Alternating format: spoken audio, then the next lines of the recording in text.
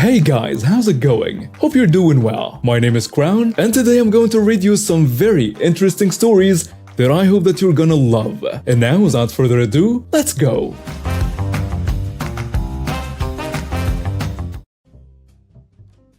Reading some of these stories has reminded me of an encounter I had about 7 years ago. I was keeping a very detailed diary at that point, trauma therapy related, so I have all the details logged as well as all the information I got afterwards.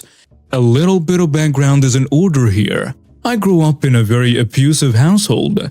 Berating, gaslighting, emotional blackmailing, hitting and screaming were all on a daily basis for the first 23 years of my life, until I had finally saved up enough money and mustered enough courage to leave that hellhole of a place. I have moved to a different town about 2 hours by train, found myself a small apartment and a quiet job as an office assistant. I have also started therapy as soon as I settled in to become more of a person instead of a big pile of poo. My parents made me believe I was. Now, unpacking all the baggage wasn't easy, and in the first 2 years of therapy, I was a wreck. High functioning, but still a wreck. I was diagnosed with PTSD, depression, anxiety, and a couple other things on top. I was fortunate enough to have such understanding colleagues and at least didn't have to worry about my job or income on top of everything. With that out of the way, let's get to the actual encounter. It was about 10 months after my move. One Saturday after a really long crying episode, I went to the fridge to find out it was empty, save for a lone pickle in a jar. And I needed to go get some groceries if I didn't want to live on crackers and pickle water. I totally wasn't in any shape to go anywhere where there might be other people, but it was my fault for postponing the trip for so long. So I have just pushed myself to get dressed, brush my teeth and hair, grab a shopping basket, and go to the nearest supermarket, which was incidentally the same chain I was working in part and full-time when I was still living in my parents' house, which was incidentally the same chain I was working in part and full-time when I was still living with my parents in the other town, which really wasn't surprising since the chain is in like every bigger town. So I walk into the shop already shaken and anxious and trying not to attract any attention to myself whatsoever. I grab a bit of produce, a carton of milk, several packets of ham and cheese, some yogurt. I'm almost done, just a bag of sugar, some pasta, a ketchup, and I can pull to the register. I am telling myself so when someone taps me on the shoulder and I'm immediately triggered, meaning most of my system shut down in order not to do something stupid. I slowly turn around to see an angry-looking woman that could be my mother, which is acting as another trigger, nervously tapping her foot on the floor. Can I help you? I managed to get out through the fog because my polite system stays operational at all times. About time you noticed me. I've been talking to you for about 3 minutes by now. Where is that coffee that is supposed to be on sale? It takes me a while to process what she was saying and formulate an answer. I don't know.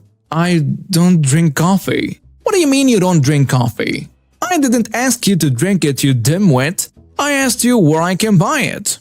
At this point, the lady is practically screaming at me, at which point I start to back away from her, and then everything goes blank. The next thing I knew, I was staring at a hospital ceiling with a throbbing pain at the back of my head and a nurse leaning over asking me how I'm feeling, to which I'm asking her what day and time it is and what the hell happened.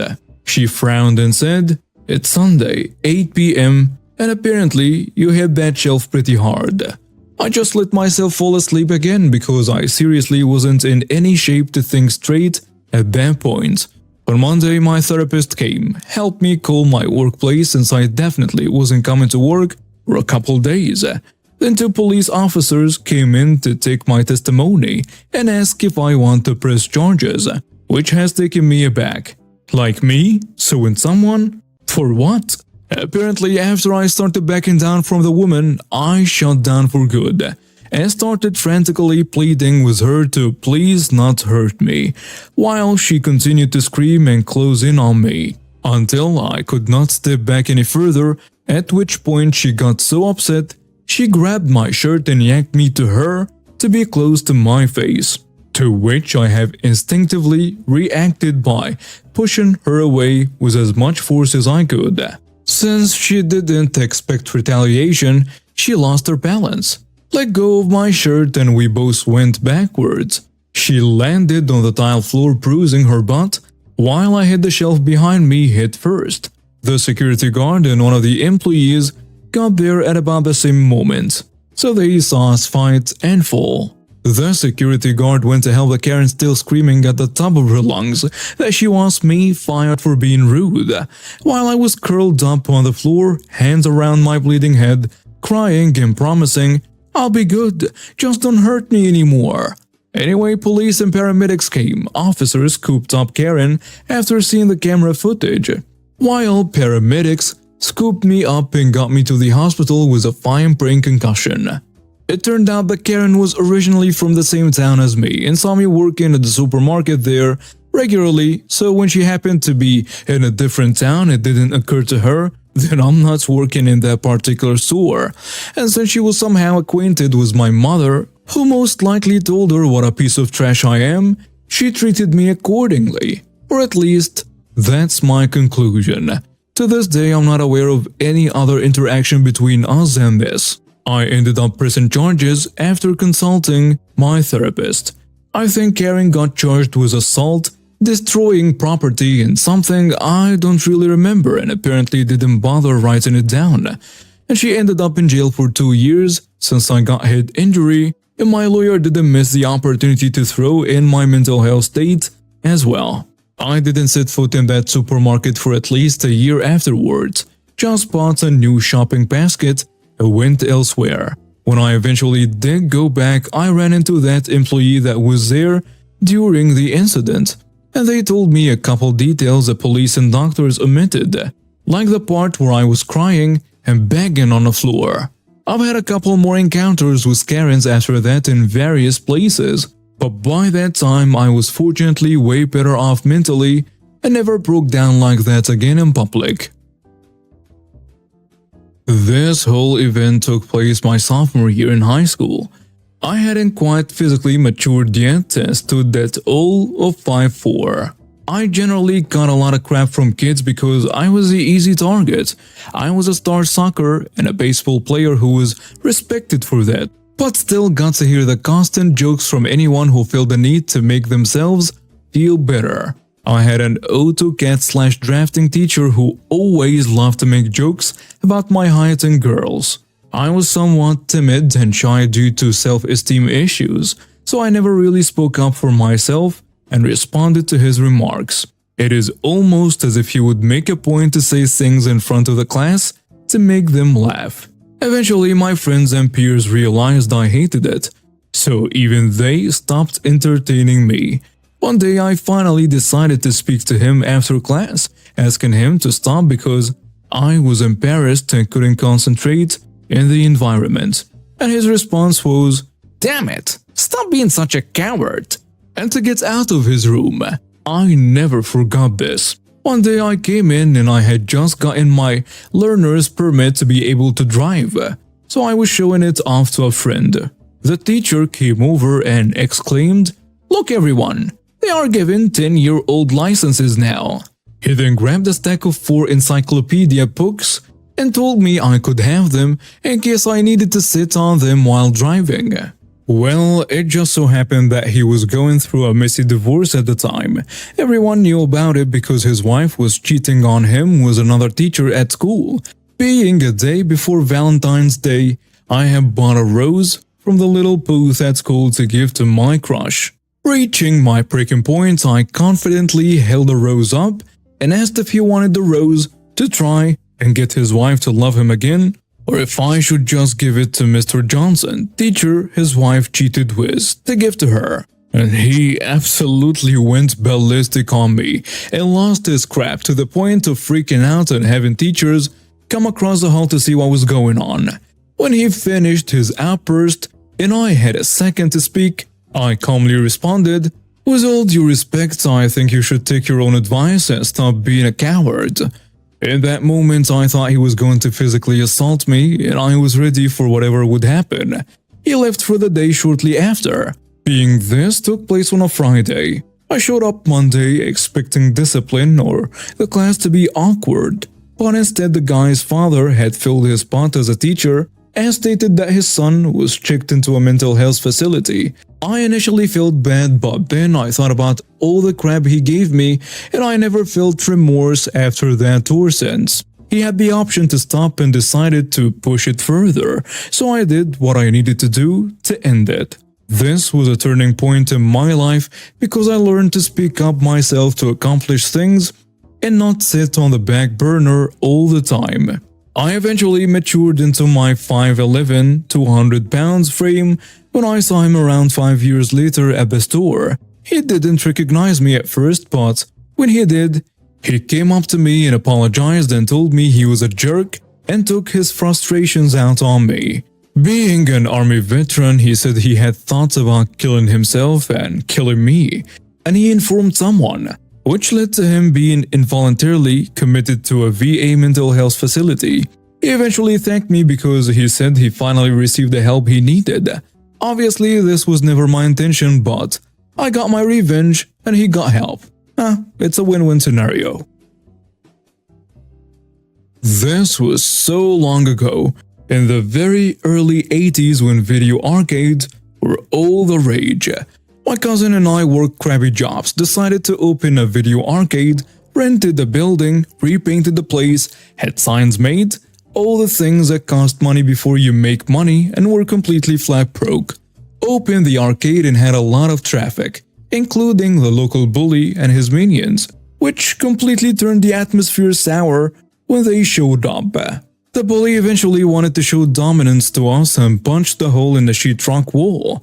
I was furious and was ready to take him and his gang on. My cousin, on the other hand, laughed. Bet him $5 he couldn't do it again, next to where the hole was. And he did it again, and my cousin gave him $5.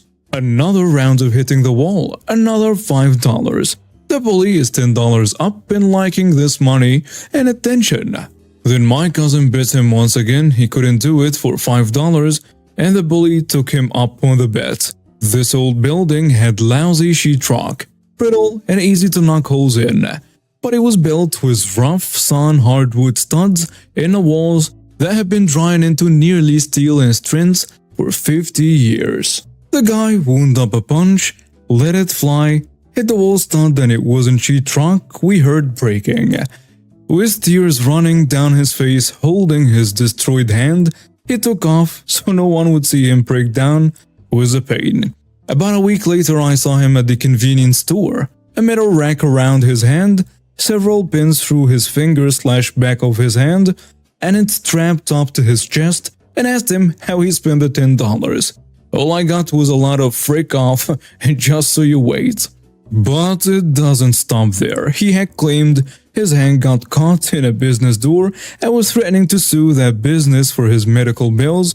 When my cousin heard about it and informed the business of how the hand actually got damaged. With a little investigation, members of his gang rats him out. He wound up paying his own medical bills and was threatened with being charged with insurance fraud. Don't know if it actually happened. Later, he threatened to sue us, but the insurance company lawyer explained to him not only wasn't it an accident, but being a deliberate act he could be sued for damages to the building. And he backed down. About 2 years after that, he got his teeth knocked out in a fight, then tried to claim they got knocked out at his job. But someone informed the company what actually happened. He was fired, and they didn't pay for the teeth. Years later, I found out it was my cousin that informed his workplace. What reminded me of this? I just saw him 40 plus years later in life, in my 60s now, complaining about the arthritis in his hand and talking with a lisp from the still missing teeth. Apparently, he doesn't remember that I was the co-owner of the arcade and was 4 feet away when he totaled his hand. trying to pass it off as a workplace injury where he got screwed out of disability. While bragging, he screwed the hospital out of the bill. Or remember that it cost us about $200 to replace the sheetrock and repaint the wall. $200 we really couldn't afford at the time. Well, $210 if you count the $10 in bully bets. Moral of the story, don't be a bully jerk. It will follow you for life. A few years ago, a few cousins came to live with us. Me, 18, my sister 15, my mom and stepdad, as her dad's girlfriend could no longer deal with one of the kids that I will call Ick. He was 16. Ick was very combative, constantly trying to pick fights and just generally trying to throw his weight around with me and my sister. Empathize was a try there. Well, one day I got pissed at him since he tried to make noodles but somehow managed to burn my school textbook. Partly my fault, I left it near the stove but not on it, and my mom made me pay for it out of my money. Upset, I spent a week trying to figure out how to get back at him. During this time, he had not showered once for at least 2 weeks, and I was getting fed up with this, as well as you could smell what room he was in, as well as recently in. So I took one of the bigger green peppers, not the small one, I'm not that cruel, and rubbed some of the juices on his underwear and put it on the top of his clean underwear pile. It was over a week before I woke up to him screaming that his privates hurt. At this time I completely forgot about what I did, so I just ignored him till his crying started to annoy me, and I got up to see what was going on. My mom was trying to figure out why his privates were hurting and assumed it was a UTI. I did as well considering how he never showered and suggested he go shower, to which he told me something along the lines of to go pound sand. Shrugging it off, I just started to eat my cereal. His mom reluctantly began to get ready to take him to the doctor. It was not till after they were gone and I was in class did I recall what I had done and began to feel kinda bad. Especially when I got back home and he was just sopping in a ball. I tried to get him to go shower and change clothes, but he screamed at me to leave him alone, so I did. And now we have reached the end of today's stories. Thank you for watching and see you next time.